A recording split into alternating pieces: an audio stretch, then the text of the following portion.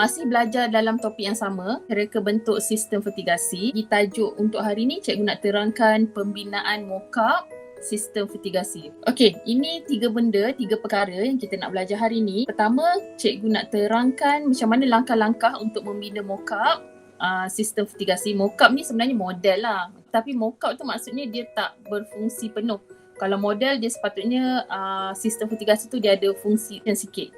Okay, tapi yang ini kita nak bina mockup, gunakan bahan-bahan kita semula saja. Okay. Kemudian yang kedua, cikgu nak terangkan juga macam mana ujian penilaian ke atas mockup yang kita bina ataupun model yang kita bina. Dan yang terakhir sekali, pengurusan tanaman. Okay, jadi kat sini penerangan sikit, pembinaan mockup atau model dalam reka bentuk sistem vertigasi, dia adalah tujuan dia sebab kita nak menunjukkan pemvisualan keseluruhan secara 3D. Jadi kita buatlah, itu sebab kita buat mockup atau model ni supaya kita dapat tunjukkan hasil ataupun contoh kepada pelanggan. Okey, selalunya kalau mockup ni sebenarnya saiz dia kecil, tapi kalau model ni selalunya dia saiz ukuran yang sama dengan macam mana yang kita nak hasilkan atau kita nak jual pada pelanggan. Okey, mockup sebenarnya saiz kecil lah. Itu sebab hari ni cikgu nak bagi pendedahan untuk pembinaan mockup. Okey, jadi fokus mockup ataupun model dia adalah bertujuan untuk memberikan gambaran keseluruhan kepada pelanggan. Nampak? Yang macam cikgu cakap tadi. Okay, kenapa kita nak buat? Sebab kita nak tunjuk kepada pelanggan tentang reka bentuk sistem vertigasi yang kita nak jual kepada mereka. Kan, kita buat benda-benda ni sebenarnya untuk jual, kan? Okay, dari segi apa? Dari 4 perkara, iaitu susun atur, okay, kemudian kemudahan, keringkasan kita punya reka bentuk tu, dan kedudukan komponen. Okey, kedudukan komponen tu apa dia? Okey, yang bawah ni. Kat mana letak tangki, kat mana letak punca tenaga elektrik, kat mana letak sumber air yang diperlukan, semua-semua ni. Okey, jadi mockup menunjukkan cara pemasangan, kesesuaian komponen tu sesuai ke tak, dan penempatan laluan paip. Jadi pembinaannya hendaklah mengikut lakaran yang dipersetujui. Okey, jadi kalau kita nak bina tu, bila kita dah tunjuk dekat kita punya pelanggan, pelanggan setuju, baru kita buat dia punya sistem tu betul-betul lah. Jadi itu sebab gunanya kita buat mockup dulu. Jadi mockup ni betul-betul nampak macam sama, tapi dia hanya saiz dia kecil sahaja. So kita terus pergi kepada bahagian pertama, iaitu langkah pembinaan mockup sistem vertigasi ni. Okay, menggunakan bahan kita semula. So ini yang awak kena buat nanti. Ini salah satu contoh lakaran mockup sistem vertigasi. Okay, macam inilah lebih kurang kita nak buat. Ini paling mudah, paling ringkas cikgu ambil ni. Okay, dia mestikan ada tangki nutrien, pipe poli, nampak pipe poli kat tengah ni. Lepas tu dia ada tube micro yang ini, set penitis yang kat bawah ni, yang cucuk kat dalam tanah tu. Okay, dan kemudian yang tepi-tepi ni yang kecil-kecil, mangkuk-mangkuk kecil ni, ini bukan mangkuk, ini poly bag. Okay, tapi kalau kita buat mockup tu, kita gantikan benda lain lah untuk menggantikan poly bag. Kita gunakan benda lain untuk gantikan tangki nutrien, pipe poly, kita gunakan benda lain. Okay, kita gunakan bahan kita semula. Okay, ini contoh-contoh bahan yang kita boleh gunakan. Okay, kita boleh ambil botol plastik biasa tu. Botol plastik biasa. Lepas tu straw ni straw yang besar sikit tau. Kalau awak beli milk tea kan yang ada boba tu, awak akan dapat straw yang besar sikit dia punya saiz tu. Okay, kemudian straw kena ada 2 jenis. Satu yang straight je, saiz dia besar. Kemudian straw yang kedua ni straw yang boleh dilenturkan dia punya hujung ni. Kita boleh bengkokkan tu. Selalunya straw ni kita dapat daripada air kotak. Kan, kita beli air kotak dapat free straw ni. Okay, lepas tu ada beberapa cawan plastik. Tak kisahlah plastik pun boleh. Kalau guna cawan kertas pun boleh, tak ada masalah. Lepas tu klip ni penting. Nanti cikgu tunjukkan kat mana kita nak letak klip ni. Ini adalah radas lah. Kalau dalam sains tu kita panggil radas kan. Gunting, pen. Ini penebuk ni sebenarnya. Kita nak guna ke hujung ni untuk tebuk. Sama juga dengan skru ni. Dan yang ini hot glue gun kan. Kalau tak ada kat rumah ni boleh guna gam biasa, gam uhu, gam yang lekat tu pergi. Okey, ini terus cikgu tunjukkan langkah-langkah dia. Okey, langkah pertama kita tebuk lubang pada botol plastik. Okey, kenapa guna botol plastik? Sebab kita senang nak tebukkan lubang ni. Jadi tu sebab cikgu recommend gunakan botol plastik je. Sebab botol plastik ni senang kita nak tebuk lubang. Okay, kenapa kita nak tebuk lubang ni? Okay, nanti cikgu tunjukkan langkah yang seterusnya. Dan dalam langkah 1 juga awak kena potong hujung straw ni. Okay, salah satu hujung straw ni potong, tajamkan supaya kita boleh senang nak buat penyambungan. Okay. Next step. Okay, ini dia kenapa apa yang cikgu kata penyambungan tadi kan. Okay, yang inilah langkah kedua. Seterusnya kita sambung straw yang kita dah potong tadi tu untuk supaya straw ni kita akan fungsi sebagai pipe poly. Okay, pipe poly tu yang besar, yang tadi tu yang besar panjang tu kan. Okay, yang ini kita gunakan straw yang besar. Okay, dan untuk langkah kedua ni juga awak kena tandakan straw ni. Dalam straw ni nanti awak tandakan tandalah bulat ke pangkah ke. Untuk apa? Untuk kita nak gunting ataupun kita nak lubangkan dia sikit nanti. Okay, lubangkan untuk apa? Nanti cikgu tunjukkan. Okay, nampak? Yang inilah kenapa dia lubang dia tanda tadi. Supaya kita boleh tebuk dekat tempat yang kita dah tandakan tu. Tebuk ni guna skru je lah. Guna skru pun boleh. Sebenarnya guna gunting pun boleh. Okay, gunting lagi senang cikgu rasa. Lepas tu kita lekatkan glue pada lubang botol air. Tadi kita dah buat lubang kan pada kita punya botol air tu. Okay, keliling lubang tu kita letakkan glue ni. Kenapa? Supaya bila kita masukkan straw ni ke dalam lubang botol tu, straw tu dah boleh melekat kat dalam lubang tu. Okay, bila straw ni dah melekat, supaya kita nak pastikan dia betul-betul kuat, kita letak lagi glue keliling dia dekat belah luar. Jadi bila kita masuk ni, dia dah boleh melekat kat tepi-tepi tu. Lepas tu kita letak lagi dekat luar untuk supaya nanti bila kita masukkan air dalam kita punya botol air ni, air tu tak bocor lah. Okay, langkah seterusnya, tebuk lubang pada cawan plastik. Tak sama ada plastik, kalau cawan kertas pun boleh, tak ada masalah. Tebuk lubang kat bawah ni untuk apa? Kan nanti kita nak letak pokok kat dalam ni.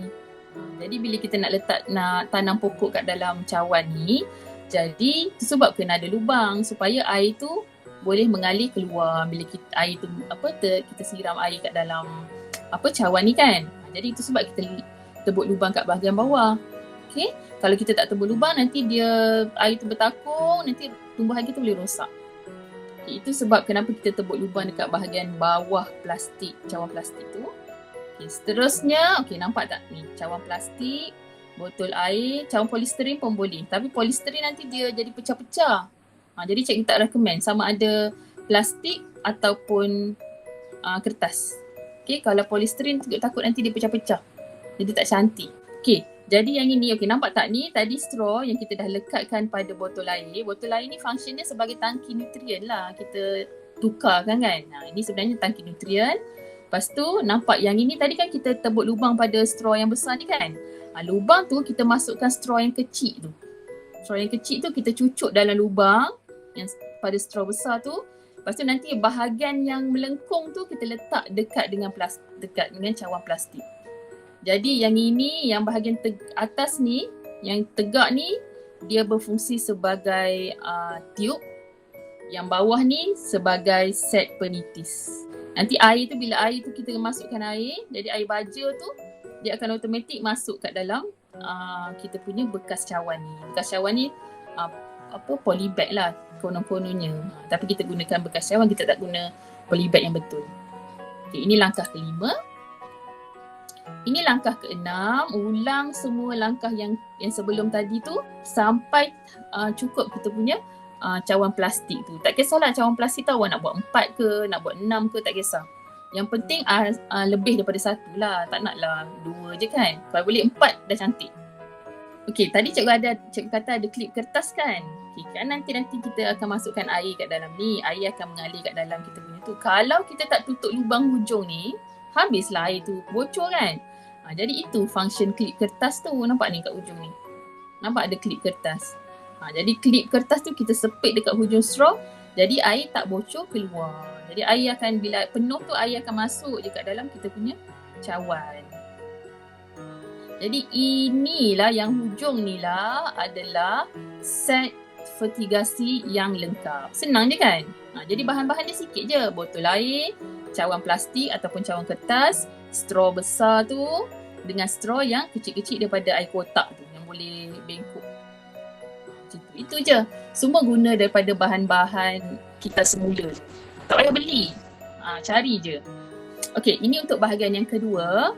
Okay, bila dah siap kita punya projek tu, kita punya model ataupun mock-up tu, bila dah siap kita kena ada buat ujian penilaian. Nak make sure kita punya mock-up tu betul-betul elok, boleh guna ataupun baiki bahagian-bahagian yang ada masalah tu.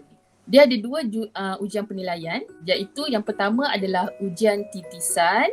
Tapi ujian titisan ni kalau kita buat model separa berfungsi. Kalau kita buat mock-up je, kita akan guna ujian sambungan sahaja.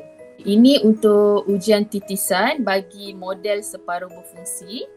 Okay, ia dilakukan untuk melihat keupayaan air mengalir dan menitis ke dalam bekas tanaman. Okay, sebenarnya yang tadi kita buat, itu pun boleh nampak dah kalau ubah air, tengok air tu boleh menitis tak masuk dalam cawan. Kalau air boleh masuk dalam cawan, maksudnya awak punya projek tu adalah dah boleh dikategori sebagai model separa berfungsi dah. Okay, apa parameter yang perlu ditetapkan dulu? Okay, apa yang kita nak check, nak uji adalah masa dan kuantiti air dalam bekas takungan.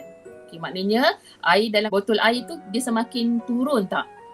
Kalau semakin turun, maksudnya betul lah kita punya model tu jadi.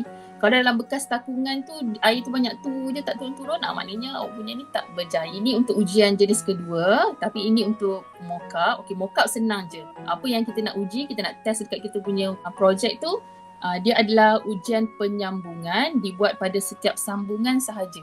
Dia dilakukan untuk menentukan kekuatan cantuman kita tu semasa menghasilkan mock-up. Maksud kita angkat kita punya model tu, dia tak terjatuh.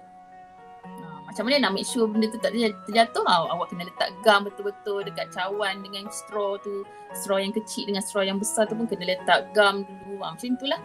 Itu untuk ujian sambungan. Apa parameter yang diperlukan?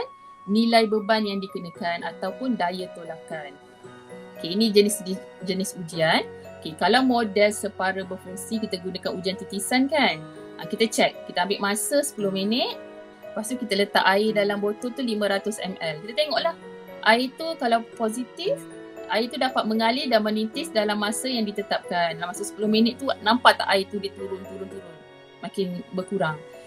Kalau keputusan negatif tu maksudnya air tu tak mengalir dan tak menitis masuk dalam bekas cawan-cawan tanaman tu. Okay? Jadi itu ujian kalau kita buat model separa berfungsi. Kalau kita untuk ujian sambungan untuk mock-up pula, cara dia kita letakkan beban 200 gram pada setiap sambungan selama 1 minit atau gunakan daya tolakan jari je. Macam mana? Maksudnya kita punya straw tu kita tolak-tolak. Lepas tu kita ni kalau straw tu cabut maksudnya kena betulkan. Tiada sambungan yang tertanggal. Itu kalau positif, kalau clear. Tapi kalau negatif tu terdapat sambungan yang terbuka. Bila kita angkat, kita tolak sikit dengan jari, benda tu tertanggal, maksudnya kena betulkan semula. Sekiranya terdapat sambungan yang terbuka, sama ada mock-up ke, model ke, maka penambahbaikan perlu dilakukan. Maksudnya kita kena betulkan baliklah sampai dia okey. Bukan kena buat semua baru balik, tak. Kita repair mana yang benda yang ada masalah tu, kita repair supaya dia bila kita jalani ujian tadi tu dia tak ada masalah. Dia dapat keputusan positif. Okey, untuk bahagian ketiga ni dia hanya sebagai maklumat tambahan saja dekat awak tentang pengurusan tanaman. Okey. Pengendalian proses dari awal hingga akhir penanaman meliputi kerja-kerja apa? Dia ada 6 benda. Yang pertama penyediaan media. Media ni kita punya tanah lah. Tanah. Lepas tu penyemaian. Kita semai daripada kecil tu, daripada anak benih kita semai. Kemudian bila dah naik sikit kita ubah pengubahan. Kemudian bila dah naik cantik kita kena ada pengawalan perosak. Lepas tu pengawasan sistem pengairan, air kena betul. Walaupun dah naik tinggi kita harapkan air hujan je. Tak boleh lah. Jadi kena betul ada sistem pengairan. Dan yang terakhir adalah kebersihan ladang. Ini pun penting. Supaya kalau ladang bersih, serangga perosak tu tak adalah banyak sangat kan. Kalau ladang bersih, tanaman kita pun automatik akan jadi sihat lah. Apa dia pengurusan tanaman tu? Dia melipati 4 perkara. Satu adalah pengurusan prasemai dan penanaman. Pertama ni untuk anak benih lah, anak benih. Kemudian bila kita dah anak benih dah besar sikit, kita buat pengurusan tanaman. Pengurusan tanaman kita. Kemudian pengurusan semaian dan pengurusan penjagaan. 4 perkara ni adalah di bawah pengurusan tanaman. Okey, dan yang ini kenapa kita penting untuk buat urusan tanaman ni?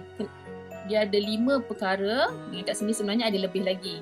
Kepentingan dia salah satunya adalah supaya kita nak pastikan tanaman kita tu keadaan sempurna. Jadi bila keadaan tu sempurna, hasil tanaman kita pun dapat pulangan yang menguntungkan lah. Jangan tanam-tanam, lepas tu tengok-tengok kita tak jaga, air tak cukup. Jadi bila nak jual, sikit je yang boleh jual balik. Okay, jadi yang ketiga pula, kenapa kepentingan pengurusan tanaman penting? Untuk mengurangkan kos. Okay, maknanya kalau tanaman kita sihat, tak payahlah kita beli banyak racun serangga, semua racun perosak semua. Okay, yang keempat adalah untuk mengelakkan serangan perosak dan penyakit. Ini memanglah betul. Dan yang terakhir adalah untuk meningkatkan kecekapan ladang. Okay, ini kecekapan ladang ni supaya ladang kita bersih, tersusun. Jadi senang benda-benda nak masuk ke apa senang. Macam nak masuk bila tanaman dah siap, dah nak jual, lori senang nak masuk. Lepas tu orang senang nak jalan, nak ambil kita punya hasil tanaman. Semua senang, pekerja senang nak ambil. Itulah benda-benda ni. Okay, itu adalah kepentingan pengurusan tanaman. Jadi itu je yang cikgu nak share pada hari ini.